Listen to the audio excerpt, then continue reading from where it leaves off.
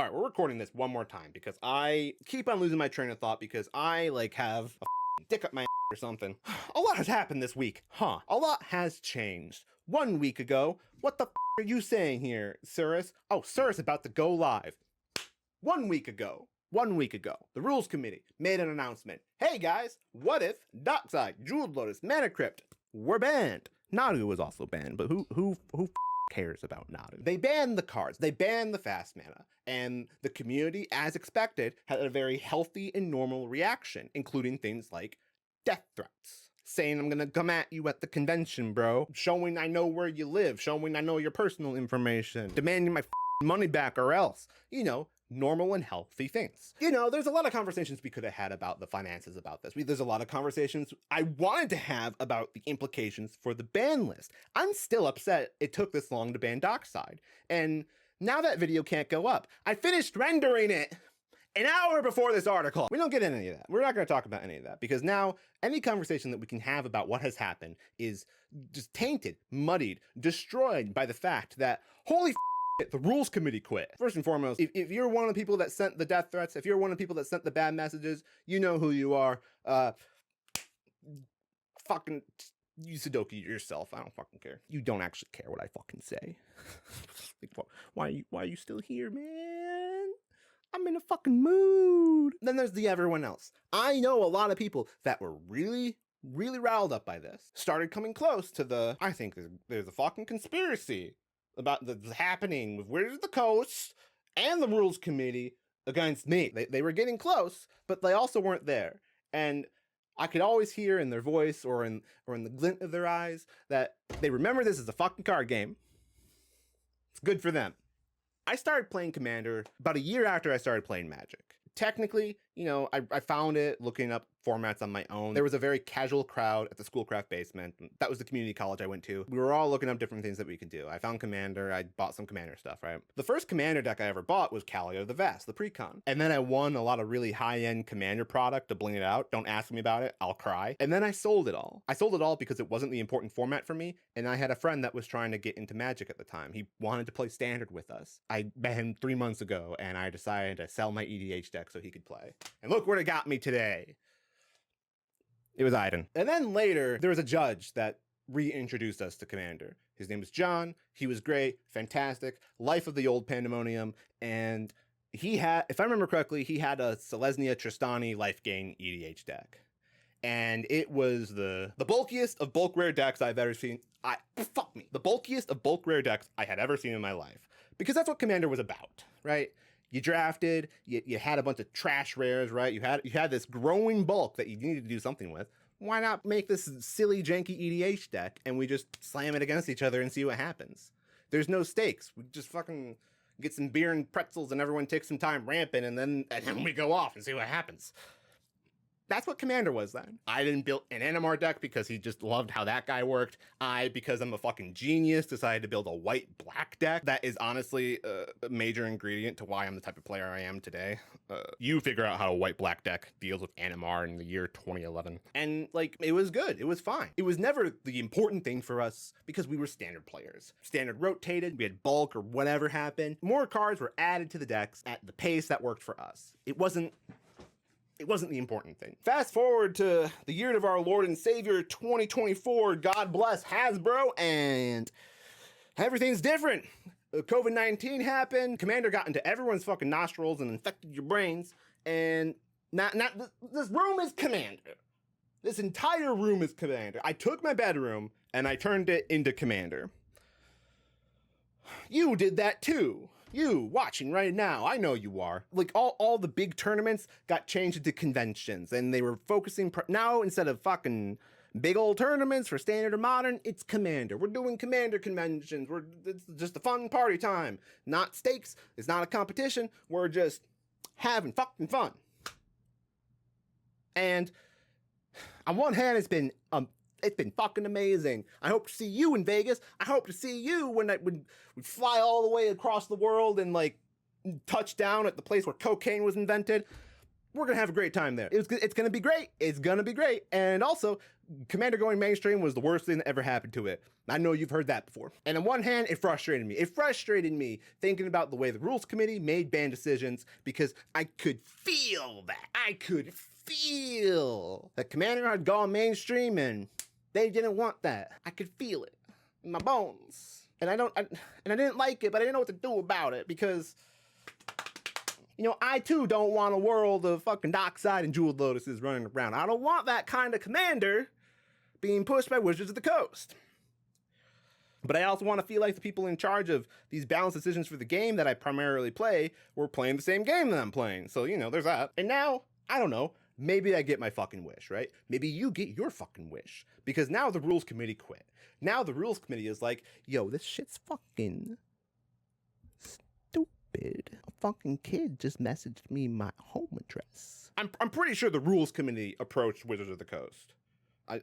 The way it has all been presented to me, the way it's talked about online over the last week, how people got affected in what order, I'm pretty sure the rules committee approached Wizards. And I don't blame them. Why would you blame them? Why would you blame the people getting the death threats if they no longer want to be in the position of getting the death threats? Here's the fucking thing. Here's the thing that has really, really grinded my gears, okay?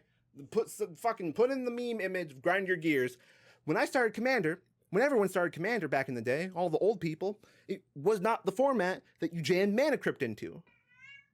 Right, Zoe? I don't actually remember how expensive Mana Crypt was, but it was not a card you played in EDH. It was just the for fun format. Just for fun. Just for fun. You just do it to have a good time. No stakes involved. That's why everyone got beer and pretzels and ramped. And so cards weren't expensive. Cards weren't expensive then that you needed for Commander, because you didn't need anything for Commander. And now cards are expensive. Now you do need them for Commander. Now there's people that really believe you need them for Commander, and Wizards of the Coast have been printing functionally staples into the format for a while now, and maybe they've kind of toned down a bit, but there's still always now the fear, right? And I'm rambling a little bit. I fucking hate hot take videos. I wrote a fucking essay. I decided to research and really fucking make my case about the thing that bothered me about the ban last week. So it took a whole fucking week, and I finished it this morning. I barely slept because I'm doing other things in my life right now, and I feel like an idiot because, holy shit, fuck, the rules committee quit. And I hate hot take videos. I lose my train of thought. I get lost in the aether of, here's all this mess other things that is happening, and like, what's my fucking point? Cards weren't expensive. Now they are. And unfortunately, the people that make the decisions on whether or not an expensive card is good and healthy for the game we're all playing are not the same people making the game. And on one hand, this was always going to happen. I see in so many other gaming communities, I watch a lot of Bungie drama because of Destiny. There's a lot of struggle with communication, like directly with someone that like is involved with the thing that matters. Because when there ever is someone that like has a name and a face, and they are directly involved in the thing that you care about a lot,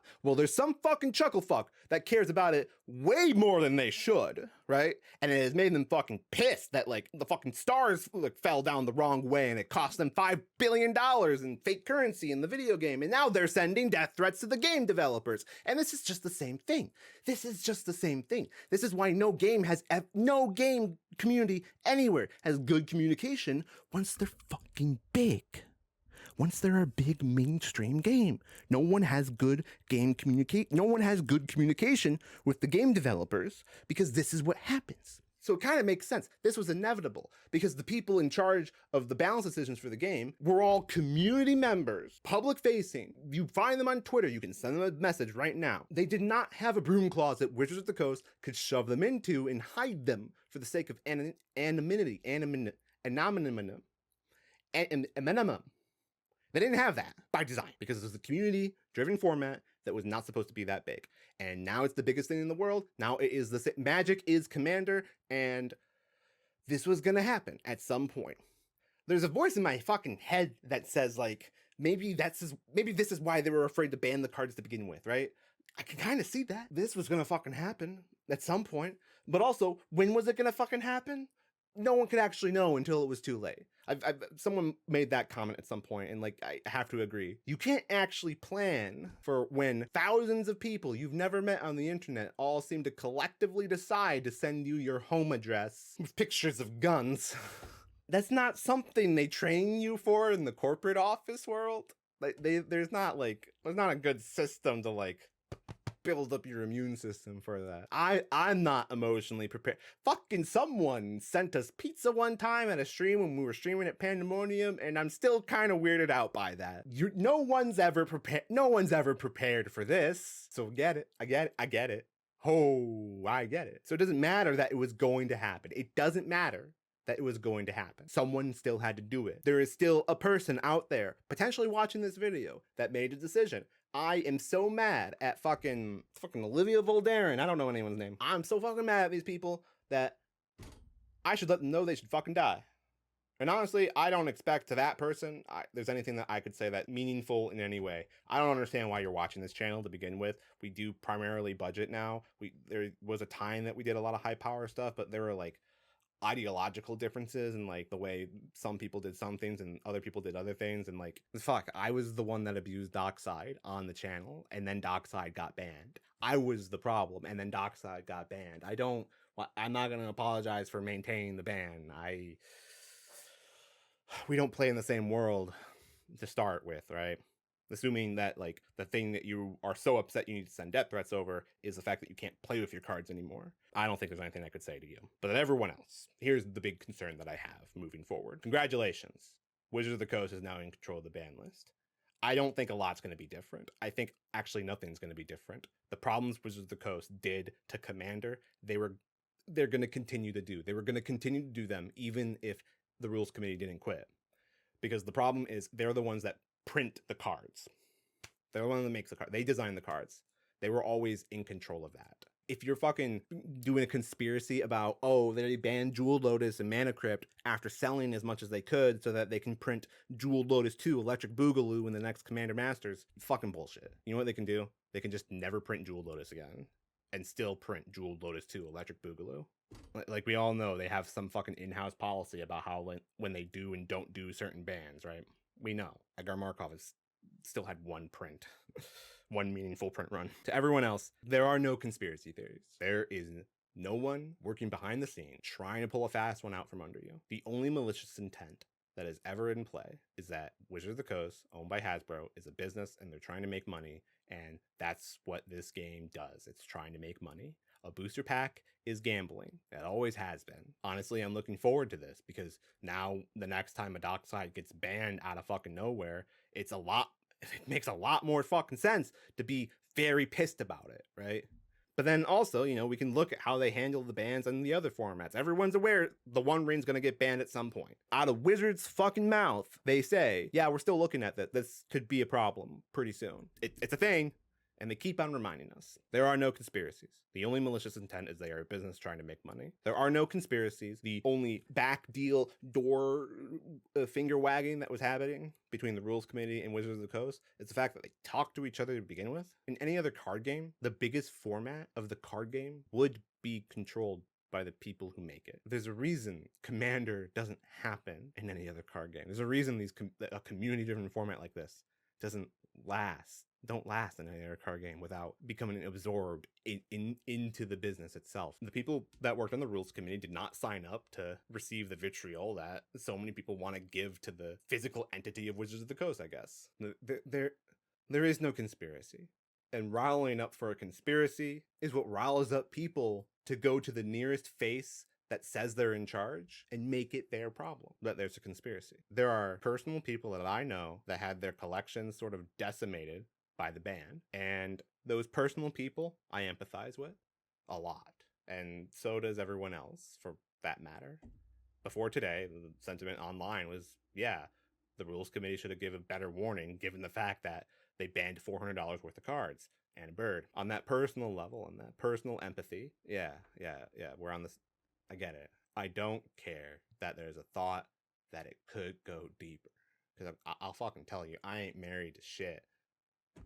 If it goes deeper and like there's fucking conspiracy to like rob me blind at some point, I'll just fucking quit. I'll stop playing. I can do that. Or better yet, just fucking print just fucking print proxies. A fucking whole EDH deck at FedEx costs like $9. And if you go to FedEx Office Center and they got a little cutter thing right there, you can cut it there and you just put it in the sleeves. It fits in those boulders if you print them at the self-serve FedEx. It's $9 if it's upset you that much. I don't think there's a point in saying the community should be better than this, because it was this 10% of the community that always exists in every community that goes mainstream. The thing that I hope I can try and caution against is be mindful of how rhetoric, the conversation, the dialogue, the thoughts as they plague on in your head or in your friend's head, whatever, and you talk about it, when you forget that these are people on the other end. I literally do not give a shit if John Hasbro himself is evil and is trying to destroy the game. Everyone at the Mark Rosewater level and down that work on this game, I'm 100% confident they work on the game because they love the game and they want the game to be good. You might disagree with that. There's some people that love Storm and want Storm to be good, and I don't like that. But they love the game. They want the game to thrive, to succeed, to be fun and good for as many people as possible. And if the questions, the just asking questions, the reasonable suspicions start to make you forget that, take a walk or something. Slap yourself in the face. I don't know. We can all work to be more mindful. There's a thesis statement. You want to see that video that I fucking made and finished an hour before this article went up? I'm putting it on the Patreon. You probably already saw it on the Patreon before this video went live. You want to know my fucking quick take on this silly goddamn bracket rule system thing? I think it's fucking dumb and stupid and so silly, and I think it's good. I also think it's good. This is good. This thing right here is good. Look at that. They put Armageddon on a list that little Timmy at the LGS, when he starts playing Commander, is going to look up online. He's going to see Armageddon on that list, and he's going to actually know that there are problem cards at like certain tiers, and they're not some goddamn unspoken rule that you will have to just fucking second guess all the time when you play with new people. It's on a list, and that's good. I'm so happy about that. And fucking see you tomorrow. See you in Vegas. See you. Have you played Lorcana yet? I do have fun with other card games a lot. Yeah.